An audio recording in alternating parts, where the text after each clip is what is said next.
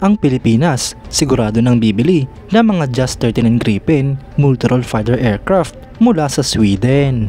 Ang proyekto nga pong ito mga idol ay matagal nang inaantay ng ating bansa.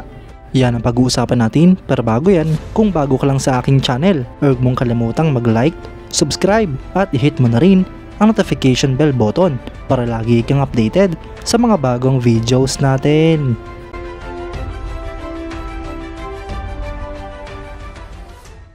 Kinumpirma ng Department of National Defense na malapit na nga pong ma-finalize ang deal kasama ang Sweden para sa procurement ng at least 12 multirole fighter aircrafts na nagkakalaga ng mahigit sa 61 billion pesos.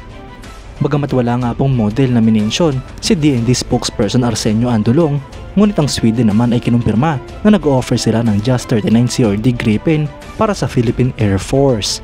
Ayon nga po sa report ng TV5 mga idol, ang Department of National Defense ay minarkahan ng 400 billion pesos na pondo para sa 49 units na mga brand new na multirole fighter aircraft sa loob ng 10 taon.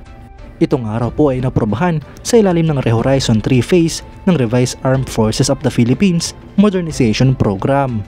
Ngunit ayon nga po kay Max Defense Philippines, ito nga po ay mahigit pa sa 400 billion pesos ngunit sa mas kukonting units ng mga eroplano. Ngunit nakadepende pa nga rin po ito sa Department of National Defense kung paano nila i-negotiate ang procurement process. Ang 400 billion pesos na ito mga idol ay hindi lamang para sa mga fighter aircrafts kundi pati na rin ang ammunition, construction ng support facilities at iba pa.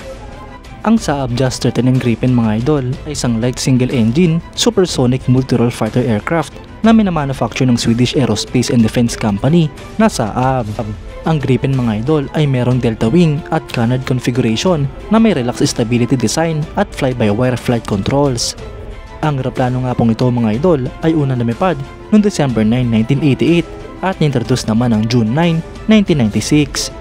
Sinimulan nga po itong i-produce noong 1987 hanggang sa kasalukuyan at meron na nga pong mahigit sa 300 units ang mga nagawang ganito.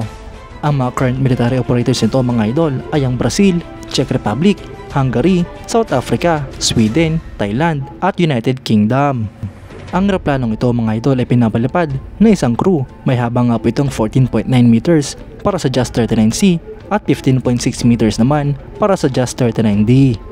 Ito naman nga po ay may wingspan na 8.4 meters, height na 4.5 meters, wing area na 30 square meter, empty weight na 6,800 kilograms at maximum takeoff weight na 14,000 kilograms. Ang fuel capacity naman nito mga idol ay 790 US gallon. Habang ang power plant naman ay isang Volvo RM12 after burning turbofan engine. Para naman sa performance mga idol ay meron nga po itong maximum speed na Mach 2, may combat range na 800 km, ferry range na 3,200 km at service ceiling na 50,000 feet. Para naman sa armament mga idol ay meron nga po itong isang 27mm Mauser BK-27 revolver cannon na may 120 rounds. Meron nga din po itong total na 8 hardpoints na pwedeng lagyan ng mga missiles, bomba at iba pa. Ilang halimbawa na nga po dyan ang M9 Sidewinder, M120 AMRAAM, AGM-65 Maverick, Mark 82 bombs at iba pa. Mga idol, papalapit na nga po ang Pilipinas sa mga brand new, mas advanced at mas malakas na mga multirole fighter aircrafts.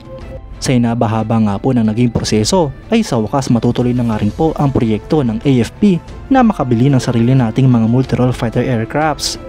Ito nga po ang matagal nang inaantay ng sambayanang Pilipino mga idol dahil ito nga po ay isang malaking parte ng modernization program ng AFP.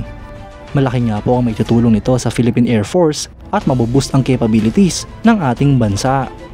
Mas lalakas nga rin po ang puwersa ng Pilipinas mga idol, gayon din ang ating depensa sa ating mga teritoryo. Kayo mga idol, anong masasabi nyo? Comment down below for your thoughts and opinions. At yan nga lang po ang pag-uusapan natin ngayon mga idol. Maraming salamat sa panonood. Huwag nyo rin kalimutang mag-like at subscribe bilang suporta sa ating channel. Mabuhay kayo mga idol!